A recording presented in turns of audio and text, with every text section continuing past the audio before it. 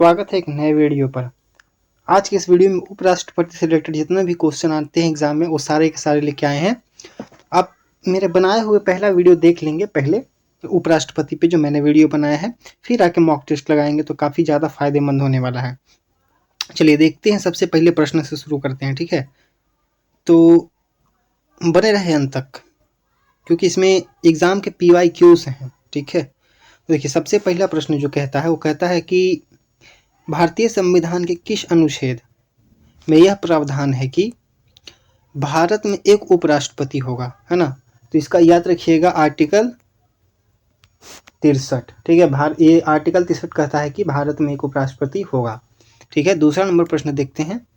दूसरा नंबर प्रश्न कहता है कि उपराष्ट्रपति राज्यसभा के संदर्भ में कौन सा पद धारण करता है। हमेशा याद रखिए कि पदेन सभापति रहता है ना, पदेन सभापति। तो सी आंसर जो हो जाएगा वो सही हो जाएगा। और इसमें जो आर्टिकल याद रखिएगा आर्टिकल 64, ठीक है। आर्टिकल 64 कहता है कि उपराष्ट्रपति जो होगा वो सभापति राज्यसभा का पदेन सभापति होगा, ठीक है। चलिए अब नेक्स्ट प्रश्न देखते हैं। तीसरा नंबर, थर्ड नंबर प्रश्न है कि भारत के उपराष्ट्रपति के चुनाव से संबंधित प्रावधान भारतीय संविधान के किस अनुच्छेद में है, ठीक है। ये पूछ रहा है कि किस अनुच्छेद में लिखा गया है कि चुनाव संबंधित मामला उपराष्ट्रपति से। तो आर्टिकल हमेशा याद रख लीजिएगा, आर्टिकल हो जाएगा 66, ठीक है, आर्टिकल 66।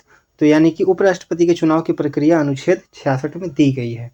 अब देखिए चौथा नंबर प्रश्न जो है वो कहता है कि भारत के उपराष्ट्रपति का चुनाव किसके द्वारा किया जाता है। ये है किसके द्वारा किया जाता है, तो ऑप्शन नंबर जो हो जाएगा वो सी सही हो जाएगा। माने संसद के दोनों सदनों के सभी सदस्य मिलकर चुनाव करते हैं, है ना। राष्ट्रपति के लिए अलग था, है ना, और इसमें जो है सिर्फ संसद के दोनों सदन माने राज्यसभा और लोकसभा ही वोटिंग कर सकते हैं, भाग ले सकते हैं चुनाव में। चलिए आप कमेंट करके बताएंगे कि राष्ट्रपति के चुनाव में कौन कौन भाग लेते हैं, ठीक है। चलिए पांचवा नंबर प्रश्न देखते हैं। कहता है उपराष्ट्रपति के चुनाव में निर्वाचन में किस प्रकार की निर्वाचन पद्धति अपनाई जाती है। ऑप्शन नंबर 5 है। तो इसके लिए हमेशा याद रखिएगा कि आनुपातिक प्रतिनिधित्व प्रणाली और एकल हस्तांतरीय मत से होता है। ये हमेशा याद रख लीजिएगा, ऑप्शन बी जो है वो सही हो जाएगा। उपराष्ट्रपति का चुनाव परोक्ष रूप से आनुपातिक प्रतिनिधित्व प्रणाली व एकल हस्तांतरित मत प्रणाली द्वारा होता है। ये राष्ट्रपति के लिए भी होता है। अब देखेंगे कि उपराष्ट्रपति पद के लिए न्यूनतम आयु सीमा क्या है। तो इसका जो ऑप्शन याद रख लेंगे 25, 30 और 35 और 40। तो हमेशा याद रखिएगा कि जो इसका 35 वर्ष है वो न्यूनतम आयु है, ठीक है। कम से कम 35 वर्ष होनी चाहिए उपराष्ट्रपति के पद पर जाने हेतु। चलिए ये आगे बढ़ते हैं और प्रश्न नंबर 7 देखते हैं। आप अंत में कमेंट करेंगे कि आपका कितने प्रश्न जो है वो सही हुआ है। तो कहता है कि निम्न में से कौन सी योग्यता उपराष्ट्रपति पद के लिए आवश्यक नहीं है, है ना। यहाँ पे याद रखेंगे कि नहीं है पूछ रहा है। सबसे पहले वो भारत का नागरिक हो, ये होना चाहिए। वह राज्यसभा का सदस्य चुने जाने के योग्य हो, ठीक है, ये भी होना चाहिए क्योंकि राज्यसभा का पदेन सभापति होता है ये। फिर आता वह लोकसभा का मतदाता हो, ये गलत है ना।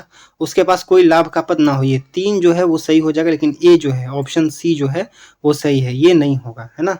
चलिए आगे बढ़ते हैं और नेक्स्ट प्रश्न देखते हैं। 8 नंबर प्रश्न कहता है कि उपराष्ट्रपति अपना त्याग पत्र किसके समक्ष प्रस्तुत करता है। 8वां नंबर प्रश्न है। तो हमेशा याद रखिएगा ए राष्ट्रपति के समक्ष रखता है, ठीक है ना। उपराष्ट्रपति अपना त्याग पत्र राष्ट्रपति को संबोधित करके देता है, ठीक है। 9वां नंबर प्रश्न जो कहता है उपराष्ट्रपति का कार्यकाल कितने वर्षों के लिए होता है। उपराष्ट्रपति का कार्यकाल कितने वर्षों के लिए होता है, तो हमेशा याद रख लीजिएगा 5 वर्षों के लिए, है ना, 5 वर्षों के लिए। चलिए नेक्स्ट प्रश्न देखते हैं, 10वां नंबर प्रश्न। और 10वां नंबर कहता है यदि 10 नंबर, यदि उपराष्ट्रपति अपने पद की शपथ नहीं लेता तो यह शपथ किस अनुच्छेद के अनुसार निर्धारित रूप से ली जाती है, ठीक है। तो हमेशा याद रख लीजिएगा कि इनका जो शपथ है वो आर्टिकल 69 के तहत होता है। आर्टिकल 69 है ना, अनुच्छेद 69 जो है उपराष्ट्रपति की शपथ यानी कि प्रतिज्ञा का प्रावधान करता है। आर्टिकल अब देखेंगे क्वेश्चन नंबर 11 कहता है उपराष्ट्रपति को पद से हटाने की प्रक्रिया के संबंध में सही कथन चुनिए। तो सबसे पहले ए हो जाएगा कि उसे लोकसभा में महाभियोग प्रस्ताव से हटाया जा सकता नहीं। पहली बात तो है महाभियोग नहीं लगेगा, ठीक है ना इन पे। दूसरी आता है उसे दोनों सदनों में 2/3 बहुमत से हटाया जाएगा, ये भी गलत हो जाएगा। तीसरा देखेंगे उसे राज्यसभा के प्रस्ताव व लोकसभा की सहमति से हटाया जाता है, ये सही है। बाकी ये जो है ये सब 3 प्रश्न जो है गलत हो जाएगा, 3 ऑप्शन है ना। देखिए राष्ट्रपति और उपराष्ट्रपति को हटाना होगा तो इसके लिए जो सबसे पहले प्रस्ताव लाया जाएगा वो राज्यसभा में लाया जाएगा, है ना। और राज्यसभा से फिर क्या हो जाएगा, पारित होकर लोकसभा में जाएगा, लोकसभा भी सहमति दिखा देगा तो उपराष्ट्रपति हटाया हुआ मान लिया जाएगा, ठीक है। चलिए 12 नंबर प्रश्न देखते हैं। 12 नंबर प्रश्न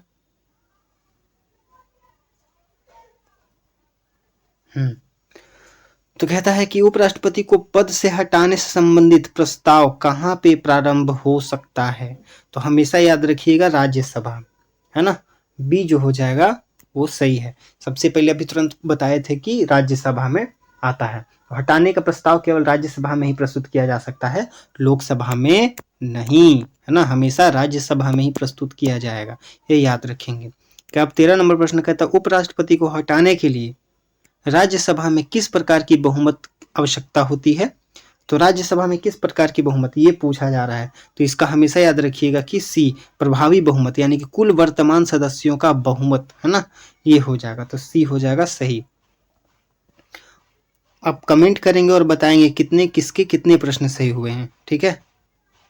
चलिए नेक्स्ट प्रश्न 14 नंबर देखते हैं। इसमें क्या कह रहा है कि निम्न में से कौन सा कथन गलत है। इसमें गलत पूछा जा रहा है तो एक एक ऑप्शन को जरा ध्यान से पढ़ेंगे। सबसे पहले उपराष्ट्रपति राष्ट्रपति की अनुपस्थिति में उसके कार्य करता है, तो सही है ना। यहाँ पर गलत पूछ रहा है उपराष्ट्रपति राष्ट्रपति का कार्यभार ग्रहण करने पर राज्यसभा का सभापति बना रहता है, नहीं, है ना, ये गलत हो गया, यानी कि ये सही हो जाएगा गलत के हिसाब से। तो ये बात है कि उपराष्ट्रपति एक बार जब राष्ट्रपति का पदभार संभाल लेता है तो वो सभापति नहीं रहता है ना, ये बात होता है। तो ये बी जो ऑप्शन हो जाएगा वो सही हो जाएगा। अब देखिए बात ऐसी है कि उपराष्ट्रपति राष्ट्रपति का कार्यभार ग्रहण करने पर राज्यसभा का सभापति बना रहता है, व्याख्या कहाँ है भाई। तो देखिए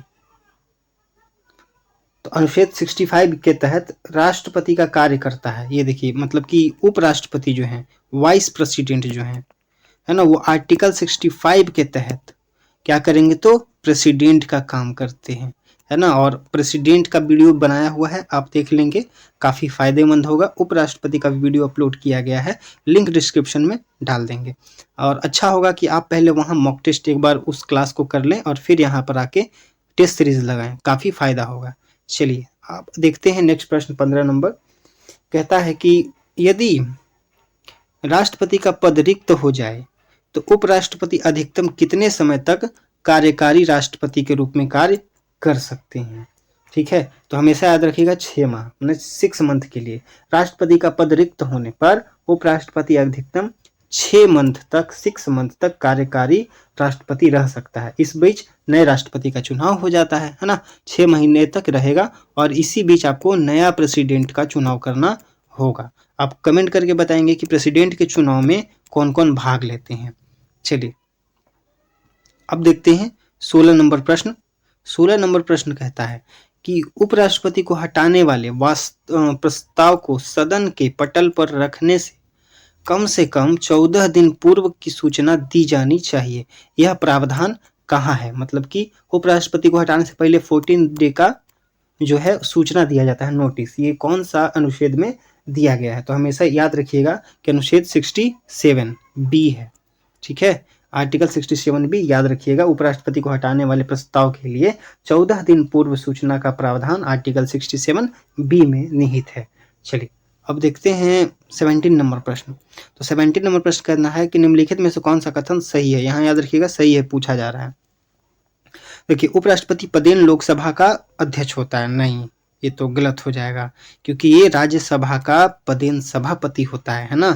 अब आता है उपराष्ट्रपति पदेन राज्यसभा का सभापति होता है, तो ऑप्शन जो बी हो जाएगा है ना वो सही हो जाएगा अभी तुरंत। तो यहाँ पे क्या हो जाएगा, बी ऑप्शन जो है वो सही हो जाएगा, यानी एक्स ऑफिसियो, इसको अध्यक्ष भी कहा जाता है। तो उपराष्ट्रपति पदेन राज्यसभा का सभापति होता है ना। चलिए आगे बढ़ते हैं और देखते हैं कि निम्न में से कौन सा कथन यूपीएससी तथा एसएससी एग्जाम में पूछा गया सिद्ध तथ्य है। यहाँ पे है कि उपराष्ट्रपति का चुनाव केवल निर्वाचित सांसद करते हैं, नहीं। हाँ चलिए ये जो हो जाएगा और पढ़ लेते हैं ना, उपराष्ट्रपति का चुनाव निर्वाचित प्लस मनोनीत दोनों प्रकार के सांसद करते हैं, तो ये सही हो जाएगा है ना। राष्ट्रपति का जो था वो 12 मनोनीत सदस्य भाग नहीं लेते थे, लेकिन यहाँ पर क्या था कि चुनाव निर्वाचित यानी मनोनीत दोनों भाग लेते हैं, तो इसका जो बी हो जाएगा ना वो सही हो जाएगा। और ये बार बार यूपीएससी एसएससी के एग्जाम में पूछा गया है, इसीलिए प्रश्न मैंने खुद से डाला है, ठीक है। तो इसको देखेंगे जरा। चलिए 19 नंबर प्रश्न है कि यदि उपराष्ट्रपति का पद आकस्मिक रूप से रिक्त हो जाए या मृत्यु त्याग पत्र किसी भी माध्यम से, तो कितने समय के भीतर नए उपराष्ट्रपति का चुनाव कराया जाना चाहिए। तो 19 का जो हो जाएगा वो सी, जो राष्ट्रपति के लिए है वो उपराष्ट्रपति के लिए, सॉरी बी है ना, 6 माह के भीतर। चलिए आगे देखते हैं 20 नंबर प्रश्न जो है वो कहता है कि निम्न में से कौन सा युग्म गलत सुम्मिलित है। देख लेते हैं 20 नंबर प्रश्न। आर्टिकल 63 राष्ट्रपति का पद सही है, सॉरी उपराष्ट्रपति का पद सही है। और आर्टिकल 64 राज्यसभा का पदेन सभापति भी ठीक है। आर्टिकल 65 तो राष्ट्रपति की अनुपस्थिति में कार्य करना ठीक है। तो ये 71 जो है ना वो गलत हो जाएगा, क्योंकि 71 क्या कहता है, 71 के अनुच्छेद 71 चुनाव एवं पद ग्रहण से संबंधित विवादों आदि से जुड़ा है, आयु सीमा से नहीं, है ना। अतः यह युग्म क्या हो जाएगा, ये गलत हो जाएगा, ठीक है। तो आशा करते हैं आपको ये वीडियो काफ़ी पसंद आया होगा और कमेंट करेंगे कि आपके कितने प्रश्न सही हुए हैं, ठीक है। तो आज के वीडियो जो रहेगा यहीं तक रहेगा। चलिए।